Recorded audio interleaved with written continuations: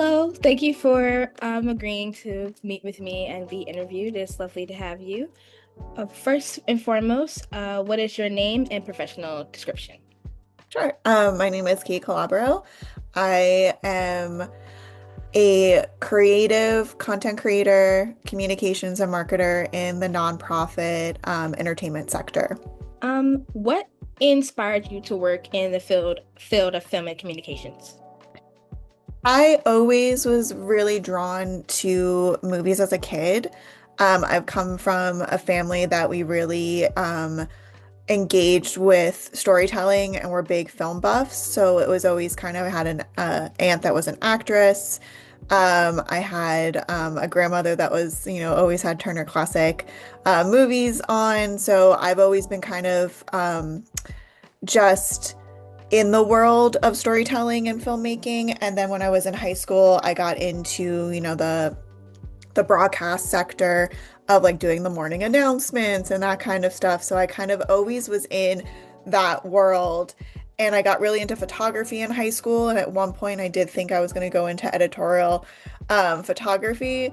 And that's actually what I went for college. And then my first semester at school, I decided, oh, you know what? Maybe I should give filmmaking a chance or give the world of film and media arts a chance since that's something that I've always kind of dreamed of. So I kind of moved away from, editorial into more filmmaking. Next, what was your first role post-grad? So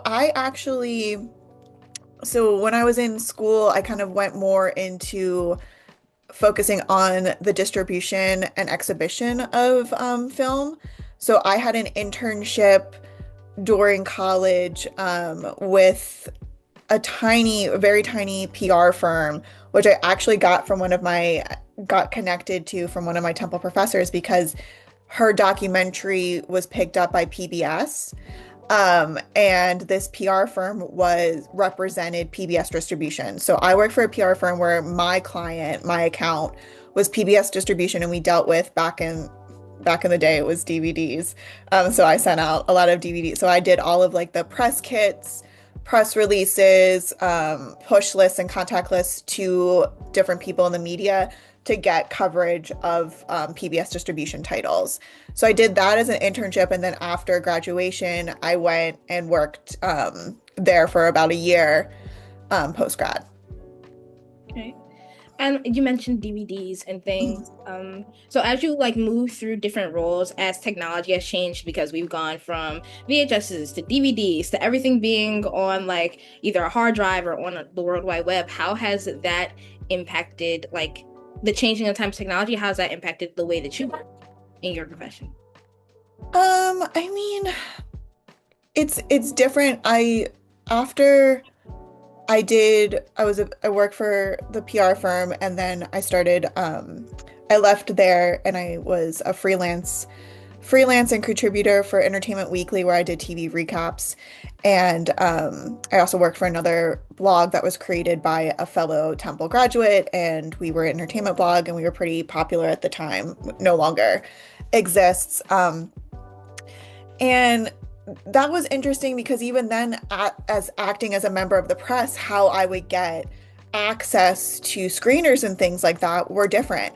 So instead of mailing screeners, which is what I was doing, and then that what I became a recipient of, it would be emailing links. But then I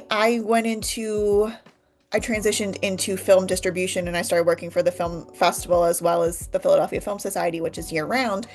And I saw an attraction when it comes to communal watching experience of people wanting to see physical media. So anytime we had a film on 35 millimeter, it was, you don't get a crisper, it's not going to be clean per se as a digital presentation, but there's just something that's so golden and rich when you're looking at a 35 millimeter. And I think there's like that constant, especially when you're trying to get people to do a communal experience with watching film, Mhm. the nostalgia of a 35, you want that nostalgia. So I while I love the accessibility that digital has created for media, whether it be television, ebooks, Libby through library services, and then also for with film, there is something that is just so wonderful about even like popping in a DVD. But like, how easy is it to pop in a DVD? Like, my computer doesn't even have,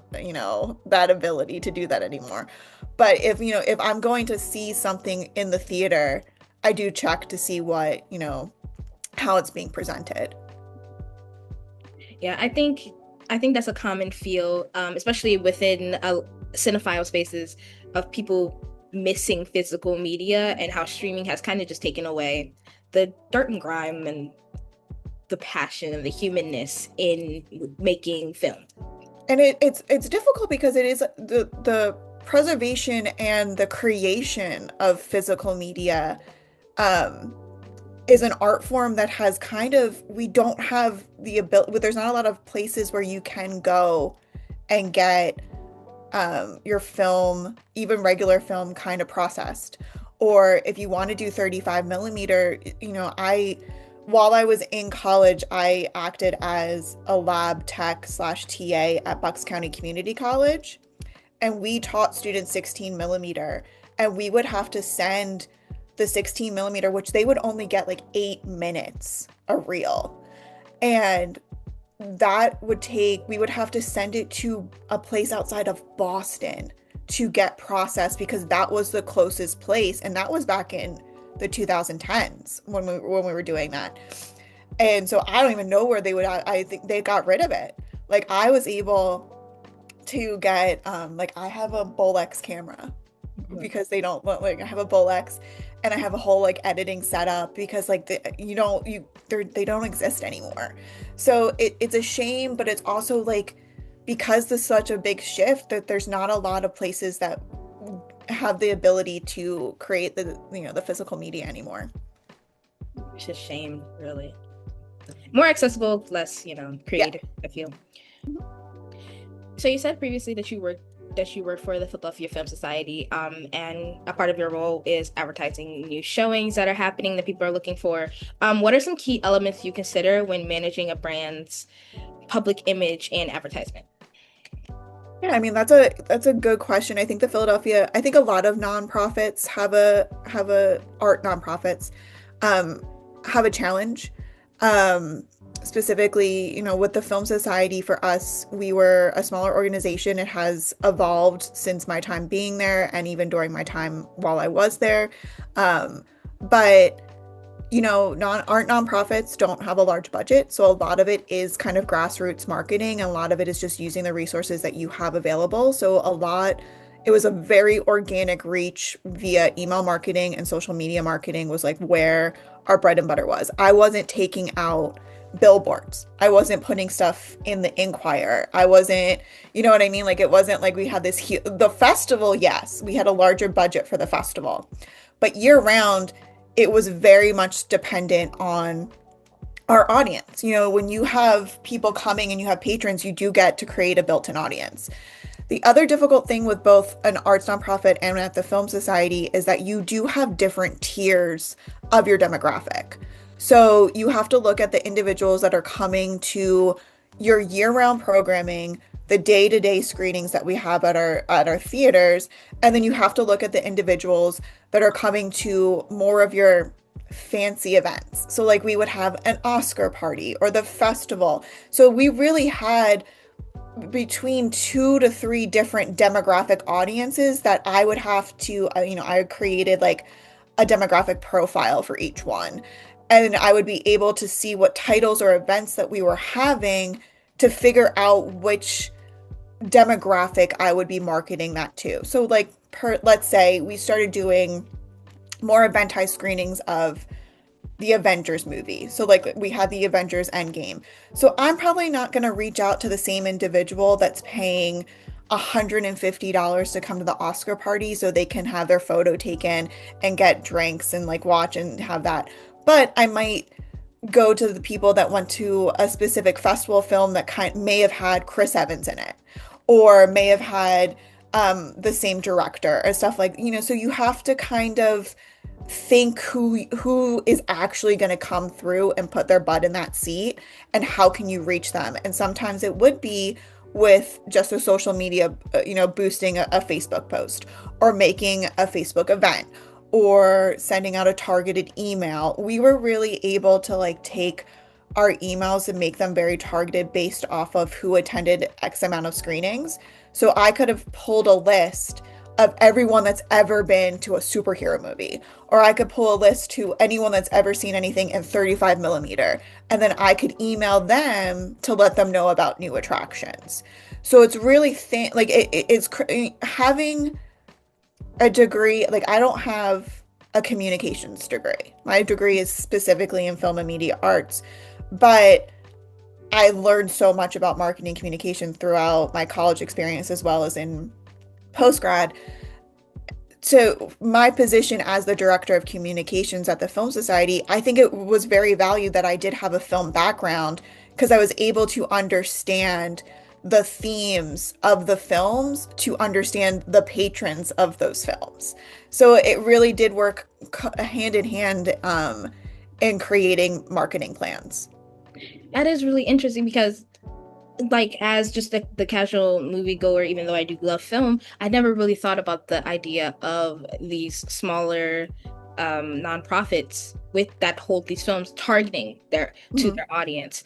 You said you had a profile on people who come. Is that common for these organizations? I don't know if it's common. It's very hard. For me. I'm a little bit more of like a detailed and also visual learner, so it's easier for me to understand a patron if I'm kind of like almost making a profile of what that patron would look like, or what that patron would also be like.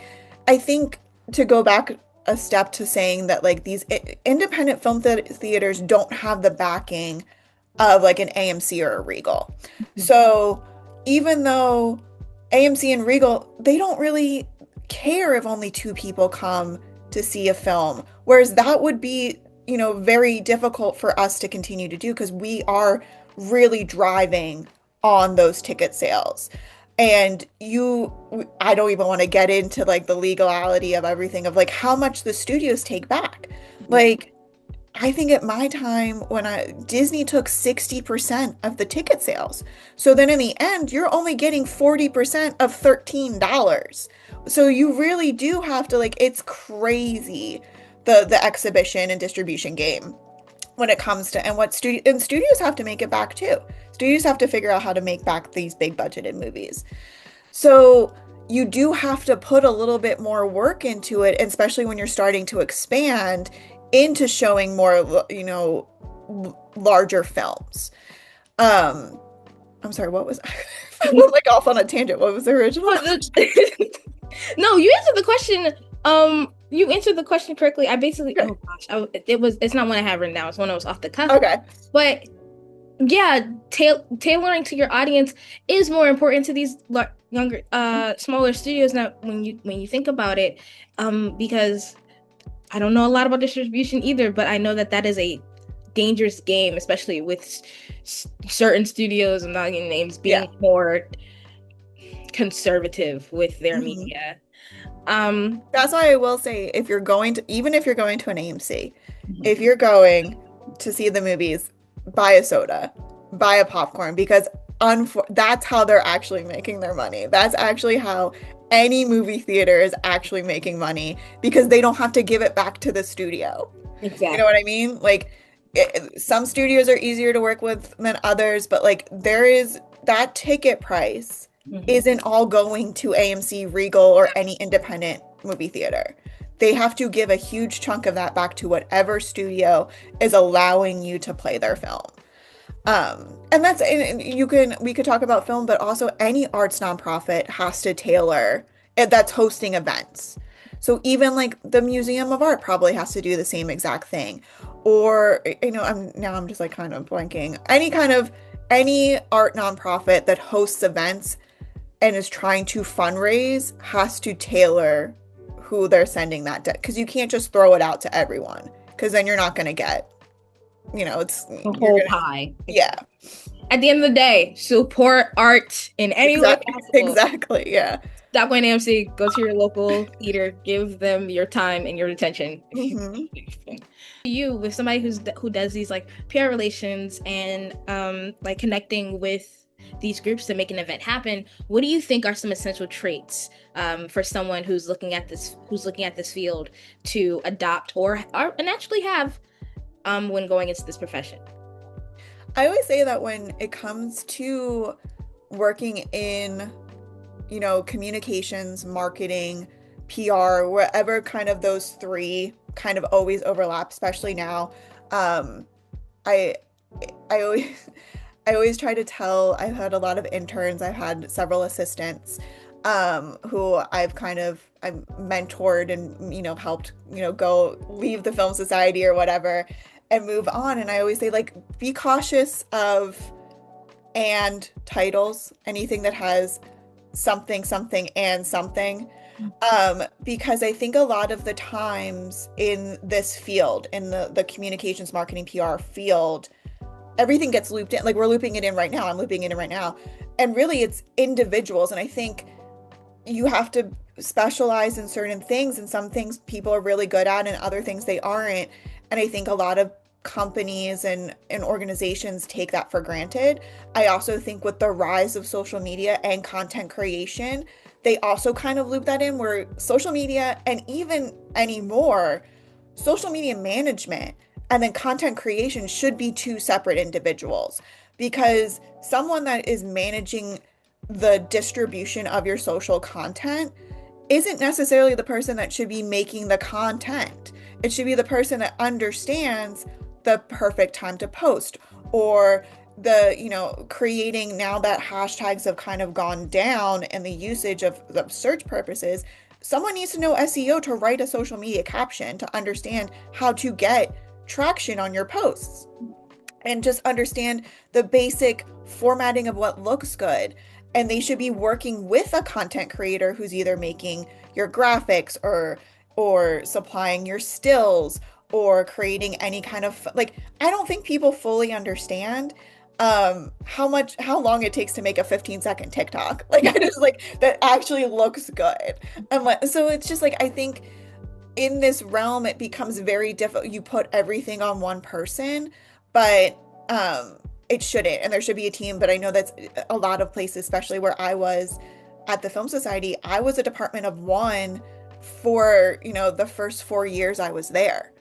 And that's hard, and it creates burnout. And I think when you're becoming someone that's working in these specific fields, I always say that you have to have the ability to be both type A and type B. You need to be detail oriented and organized and understand the product that you're selling, but you also need to be creative, because I always like to say that sometimes you have to, like, especially in the world of social media and even in digital marketing within in general, sometimes you have to get unhinged, and sometimes your board of directors is not going to understand why you photoshopped Gritty in the Barbie poster.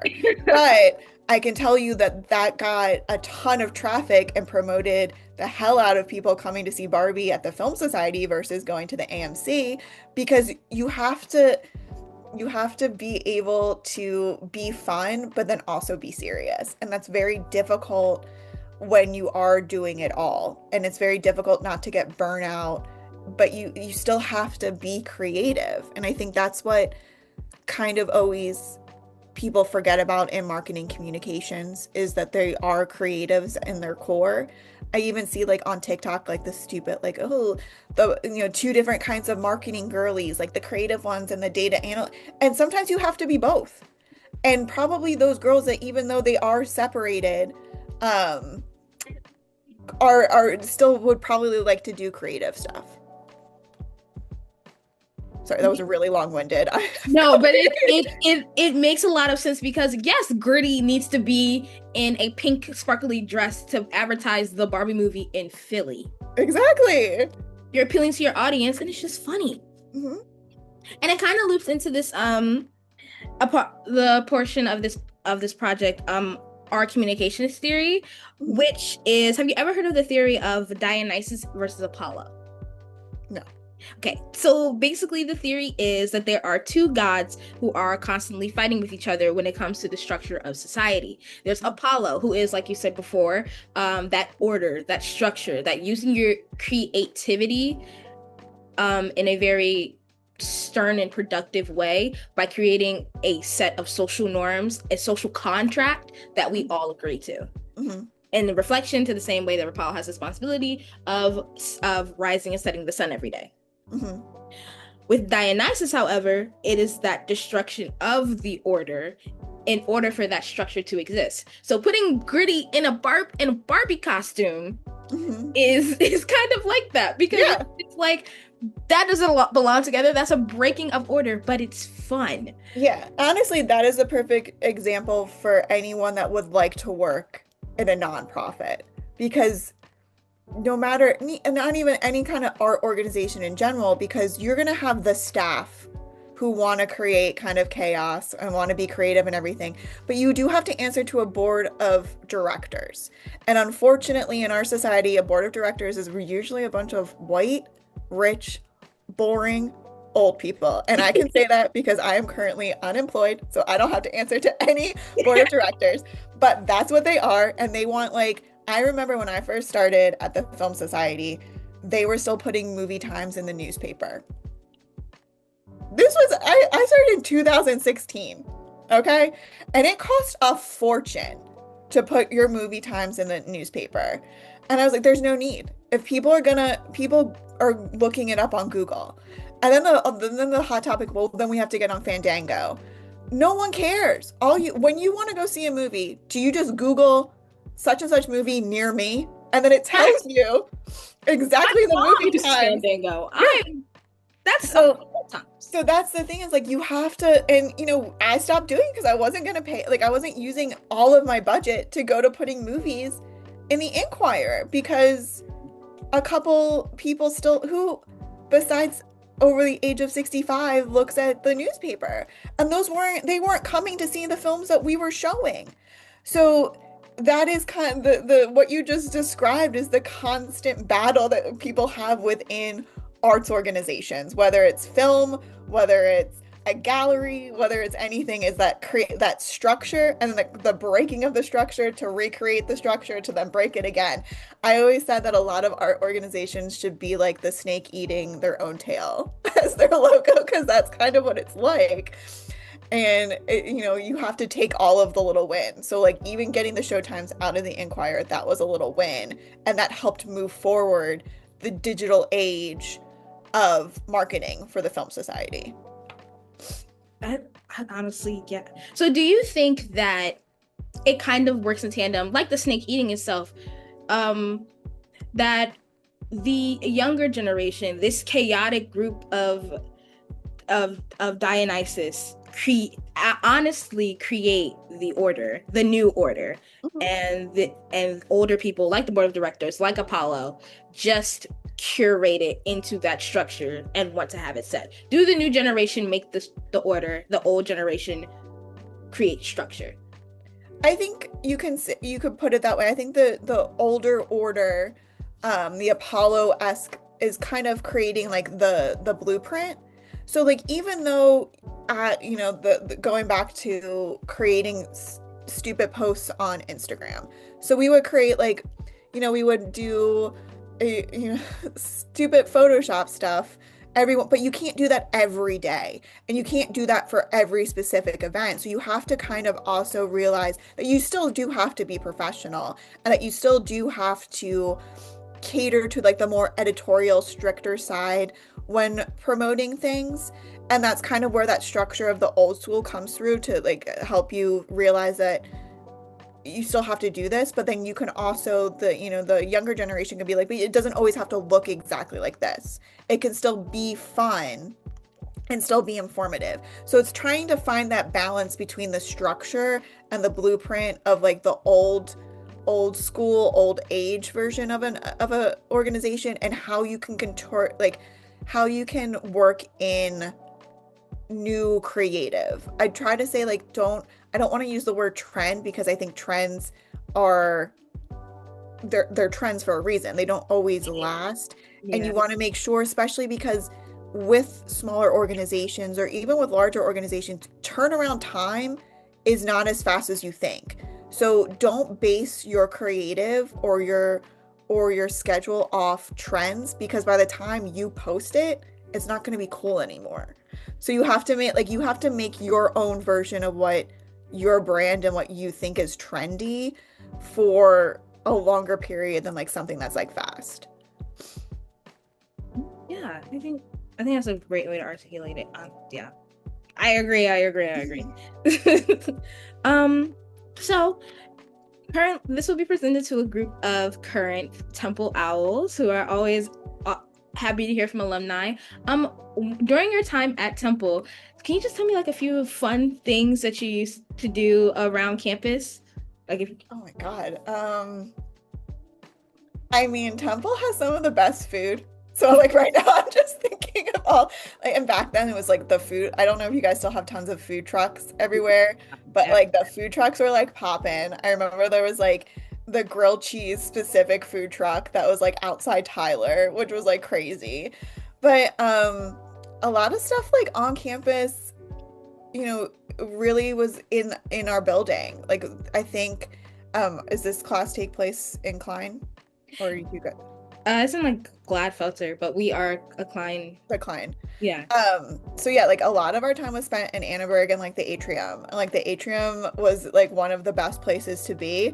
And I always like, even though I am the president of the theater, film, and media arts, the atrium was where you could tell the divide between like film students and the theater students. And it was always like fun just to like kind of engage. And like that was really the only place where like we kind of all engaged together. So I just remember having like a lot of conversations and just like meeting a lot of people in between classes, like hanging out in the atrium.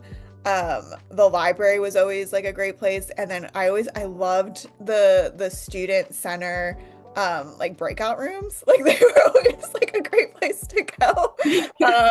Um so that was always fun. And then we had I don't know if there's still, is there a Saxby still on campus? Yes. Yeah. Saxby's was like just popping off when I was there. And like going to Saxby's was like super cool. And then, you know, I think the great thing about campus is that you have the accessibility to everywhere in Philadelphia and you really are in the city.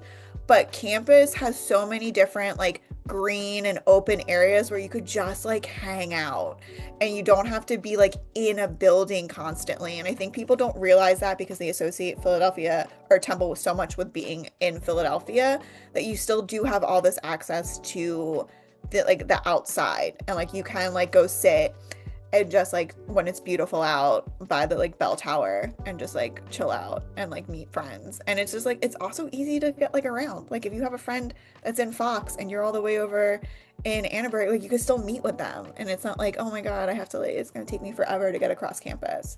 Nope, it's So just 5 minutes away. yeah. So what advice would you give to any Temple students who are trying to balance between the professional, the educational, and the social aspects of being in college?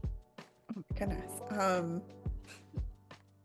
I will say that like I think a lot of you feel a lot of pressure. I feel like you're like, oh my God, I have to do this. I have to. You're only going to be in theory in college once. Enjoy being in college. Enjoy being with a group of peers at the same time. Because I will say, as you grow up, you're going to realize that like college is the last time that you're going to have the ability to be with a group of individuals that are going through the exact same thing you are growing through. Once you graduate, your group of peers will all be going through life moments at different times than you.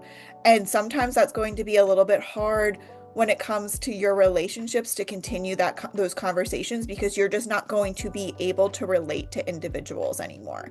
When you're in college, you still have that ability to relate to what your peers and what your friends are going through. And especially more in these creative fields, you're not going to have the ability to like brainstorm off of people or to get feedback with people. So really kind of take that in and also kind of realize that and start creating your own little community.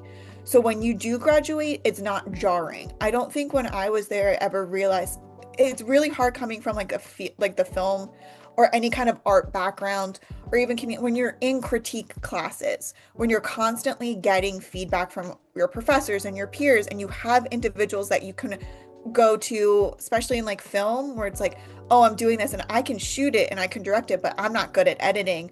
I'm going to go to my buddy who can help me edit. You're not going to have that kind of little community anymore. I don't think, I don't want to scare anybody, but I don't think you fully realize how much you're going to miss that once you're no longer a graduate. And that's kind of why I got involved in the Alumni Association, because people in, theater, film, and media arts, they don't have that anymore. And like that's the biggest thing I hear from alumni, is like that missing of community and that missing of getting feedback and having critique and just having people to talk to about your own art. So I would say like start collecting individuals that you can trust and that from your classes or from projects that you worked on, or your peers, to create your own sense of little community postgraduate that you can keep going to. But also keep that realization that don't compare what happens to you postgraduate to what happens to other people in your class or your friends, or because everyone's going to start moving at different speeds post graduation. So don't try to keep up with anybody, and don't try to see anybody's successes as your failures, because everyone's going to go at their own speed. Yeah, that's been calling to having this conversation. That's been calling to me as well, because it's true. It's real. And also the power of an internship. I just want to put that in. I know that students, it's difficult because school is so important. School does come first, your classwork comes first, but like internships are really where you get like the first, I hate like networking, but it really is where you get your first bit of like networking and like making sure you keep relationships with whoever you had as internships. That's how I got my first, like I just messaged, the lady that was my boss at my internship and said like, hey, do you have any work? And that's how I got, my first postgraduate job, was because she was like, yeah, you want to come back and just, and also like make sure you get a paid internship. Like don't like That part. Yeah, like don't forget like this, oh, you could do it for credit. Like no, get some money. These people get the money. Exactly. So we all need money. Yeah. You spoke a little bit about the Alumni Association. How could we get connect? How could people get connected? Like, what's the first thing that they could do? So if you search like the TFMA Alumni Association, there is a webpage that gives you information about it. You can also sign up, so when you graduate, whatever contact information you want will be put forward, and we send out email blasts about events. We are currently going through like a little bit of like growing as a board. So we're trying to figure out like pillared events that we would do year round that would get both. We want to do a virtual networking event for students with alumni that would be like via Zoom, and then you would know the alumni that were attending, so you could see like you could pick which alumni you would like to talk to the most, and then you would go into like Zoom breakout rooms with them and you can ask them any questions, to kind of just get alumni engaged with students and to have students ask any kind of follow-up questions or what it's like in specific fields. And then we're going to try to do a in-person event in April where we'll showcase student work and have alumni from both theater and film come out and kind of attend, just to like start, meeting people and getting more on campus again. So yeah, it's like we're hopefully, I know a lot of people don't know that the FMA Alumni Association has a board, but yeah, I'm hoping that we can start getting a little bit more on campus and in front of students. Nice. What do you have going on personally that we need to watch out for? I mean, for me, I'm currently in between jobs. So unfortunately, I left the Film Society and I went to the University of the Arts, and the University of the Arts closed down. So I've really been taking this past kind of week. I'm working on my first work of fiction. So I have a strong background in writing, but I've always been more of an editorial entertainment writer. So now I'm spending some time and trying to finish my first book. So that is what I have been doing with my time. So I do have a Substack where I do post about books I'm reading, TV I'm reading, any kind of pop culture stuff. While I'm like also like it kind of helps, break up the creativity of writing fiction by just like kind of writing, these are the, this is everything I've read this month and like giving you kind of a review. So I've been doing that and kind of getting back to more of my editorial roots on that side of things. Um, but yeah, that's kind of what I'm working on right now. I'm excited to finish and hopefully be able to share the work with people. I'm excited to see that. Sounds awesome. Mhm. Mhm. All right, thank you so much for taking the time to interview with me. I feel like this has been a very insightful interview for myself, but also do great for my fellow students. And thank you so much for coming. Well, thank you for having me. And again, feel free to share my contact information with your class or anybody that you think. I love chatting with students and trying to incite any kind of knowledge and making sure that you know to get paid for internships and that kind of stuff. Or if you need anything like someone to look at your resume, I can't even tell you how many interns and how many staff members. So I'm here to just chat or give any feedback. So Awesome. Thank you.